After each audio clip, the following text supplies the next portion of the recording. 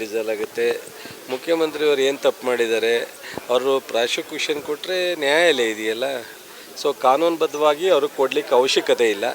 So ಈ ಇಶ್ಯೂನಲ್ಲಿ ಮುಖ್ಯಮಂತ್ರಿಗಳ ಪಾತ್ರ ಇಲ್ಲ.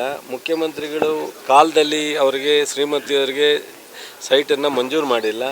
ಅವರ ಅಣ್ಣ ಅವರು ಕೊಟ್ಟಿರ್ತಕ್ಕಂಥ ಗಿಫ್ಟನ್ನು ಸೊ ಅದು ನೋಟಿಫಿಕೇಷನ್ ಆಗಿರೋದು ಹಿಂದೆ ದೇವರಾಜ್ ಯಾರು ಓನರ್ ಇದ್ದ ಅವನಿಗೆ ಡಿನೋಟಿಫಿಕೇಷನ್ ಆಗಿದೆ.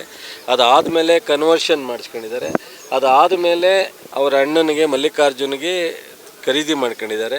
ಅದಾದಮೇಲೆ ಅವ್ರು ಗಿಫ್ಟ್ ಕಟ್ಟಿದ್ದಾರೆ. ಗಿಫ್ಟ್ ಡೀಡ್ ಆದಮೇಲೆ ಕಾನೂನುಬದ್ಧವಾಗಿ ಸೊ ಏನು ಪರ್ಯಾಯವಾಗಿ ಅನಧಿಕೃತವಾಗಿ ಒತ್ತುವರಿ ಮಾಡ್ಕೊಂಡಿದ್ದಾರೆ ಮೂಡಾದರು ಕೊಡಿ ಅಂದಿದ್ದಾರೆ. ಮೂಡಾ ರೆಜುಲೇಷನಲ್ಲಿ ನಮ್ಮದು ತಪ್ಪಾಗಿದೆ, ನಿಮಗೆ ನೋಟಿಸ್ ಕೊಡ್ದಲೇ ಕಾನೂನು ಅನುಸರಿಸ್ದಲೇ ನಾವು ನಿಮ್ಮನ್ನು ಜಾಗವನ್ನು ಇದನ್ನು ಸೈಟಾಗಿ ಮಾರ್ಪಾಡು ಮಾಡಿದ್ದೀವಿ, ಅದರಿಂದ ನಾವು ನಿಮಗೆ ಕಾನೂನುಬದ್ಧವಾಗಿ ಏನು ಕೊಡಲಿಕ್ಕೆ ಕೊಡ್ತೀವಿ ಅಂತ ಸೊ 50-50 ಪಾತಲ್ಲಿ ಹಿಂದೆ ಸುಪ್ರೀಂ ಕೋರ್ಟಲ್ಲಿ ಸುಧಾ ಅನ್ನೋ ಒಬ್ಬರಿಗೆ ಹಂಗೆ ಇದೇ ಮೂಡಾದಲ್ಲಿ ಸೊ 100ಕ್ಕೆ 100 ಕೊಡಬೇಕು ಅಂತ ಎಕರೆ 2.25 ಎಕರೆಗೆ 2.25 ಎಕರೆನೂ ಕೊಡಿಸಿದ್ದಾರೆ. ಇವರು ಕೊಟ್ಟಿರ್ತಕ್ಕಂಥದ್ದು 48% ಕೊಟ್ಟಿದ್ದಾರೆ, 50ನೂ ಇಲ್ಲ.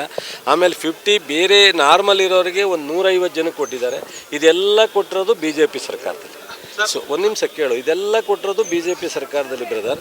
ಸೊ ಬಸವರಾಜ ಬೊಮ್ಮಾಯಿಯವರು ಮುಖ್ಯಮಂತ್ರಿ ಇದ್ದಾಗ, ರಾಜೀವ್ ಅಂತ ಮೂಡಾ ಅಧ್ಯಕ್ಷ ಆಗಿದ್ದಾಗ ಅವ್ರ ಮೇಲೆ ಕ್ರಮ ತಗೋಬೇಕು. ಇದು ಒಂದು ಕಡೆ. ಎರಡನೇದು, ನಿರಾಣಿಗೆ ಇದೇ ಥರ ಅಬ್ರಾಮ್ ಕಂಪ್ಲೇಂಟ್ ಕೊಟ್ಟಿದ್ದಾನೆ. ಅದ್ರ ಬಗ್ಗೆ ಅವರು ಪ್ರಾಸಿಕ್ಯೂಷನ್ ಕೊಡಲಿಲ್ಲ. ಸೊ ಶಶಿಕಲಾ ಜೊಲ್ಲೆಗೆ ಇದೇ ಗವರ್ನರ್ ಮುಂದೆ ಅರ್ಜಿ ಇದೆ, ಅವ್ರಿಗೆ ಪ್ರಾಸಿಕ್ಯೂಷನ್ಗೆ ಅನುಮತಿ ಕೊಟ್ಟಿಲ್ಲ.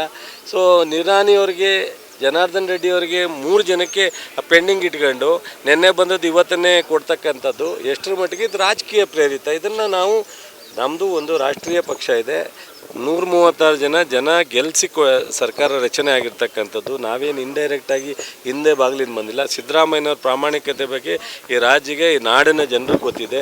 ಸಿದ್ದರಾಮಯ್ಯನವರು ಎಷ್ಟರ ಮಟ್ಟಿಗೆ ಪ್ರಾಮಾಣಿಕವಾದಂಥ ಅಭಿವೃದ್ಧಿ ಮತ್ತು ಜನಪರ ಕೆಲಸ ಮತ್ತು ಈ ಥರದ ವಿಚಾರಗಳಲ್ಲಿ ಅವ್ರಿಗೆ ಯಾವುದೇ ಸಂಬಂಧ ಯಾವುದರಲ್ಲೂ ಈ ರಾಷ್ಟ್ರದಲ್ಲಿ ಮೋದಿ ವಿರುದ್ಧ BJP ವಿರುದ್ಧ ಮಾತನಾಡ್ತಕ್ಕಂಥದ್ದು ಇವರೊಬ್ಬರಿಗೇನೆ ಅನ್ನೋ ಒಂದು ಚರ್ಚೆ ಆದಾಗ ಯಾವುದಾದ್ರು ರೀತಿಯಲ್ಲಿ ಸಿಕ್ಕಿಸ್ಬೇಕು ಅಂತ ಪ್ರಯತ್ನ ಮಾಡ್ತಾಯಿದ್ದಾರೆ.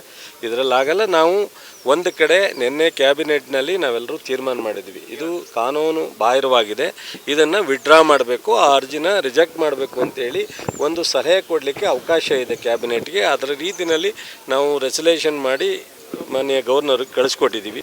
ಯಾವುದು ಬದಲಾವಣೆಯೂ ಇಲ್ಲ, ಕುತ್ತೂ ಇಲ್ಲ, ಯಾವುದೂ ಇಲ್ಲ.